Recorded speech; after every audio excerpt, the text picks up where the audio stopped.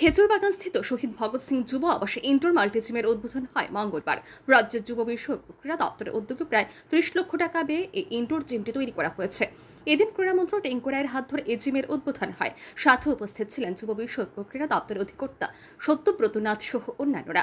বিভিন্ন রাজ্যস্তরীয় জাতীয় ক্রীড়ার আসরকে সামনে রেখে রাজ্য এবং গোটা দেশ থেকে আগত খেলোয়াড়দের শরীর চর্চার কথা মাথায় রেখে এই অত্যাধুনিক জিমটি তৈরি করা হয়েছে বলে জানান ক্রীড়ামন্ত্রী। দেখুন, আমাদের এখানে যত ধরনের টুর্নামেন্ট হয়, সেটা রাজ্যভিত্তিক হোক বা আমাদের ন্যাশনাল লেভেলে যে সমস্ত টুর্নামেন্ট আমরা আগরতলাতে আয়োজন করে থাকি। আর এখন আপনারা দেখছেন অনেকগুলো পরিকাঠামো আমাদের তো উন্নয়ন হয়েছে, অতএব অনেকগুলো আমরা ন্যাশনাল লেভেলেও টুর্নামেন্ট করছি। এই সমস্ত টুর্নামেন্ট করতে গিয়ে যে সমস্ত প্লেয়াররা আসে গোটা দেশ থেকে, তারা কিন্তু থাকার জায়গা হচ্ছে আমাদের এই ভগৎ সিংয়েই। অতএব যারা প্রতিদিন শরীরচর্চা করেন, তাদের জন্য অসুবিধা হয়ে যায় এখানে জিম না থাকার কারণে।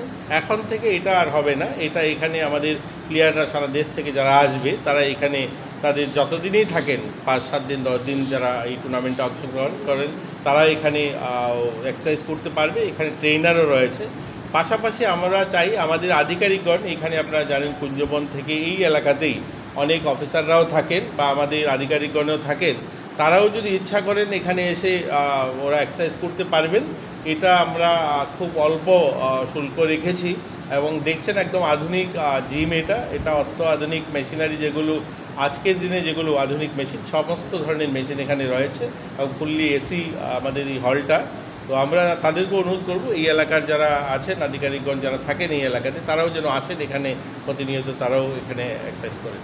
ভগৎ সিং যুব আবাস সংলগ্ন এলাকায় বসবাসকারী আধিকারিকদেরও এই জিমে এসে শরীর চর্চা করার আমন্ত্রণ জানান ক্রীড়ামন্ত্রী।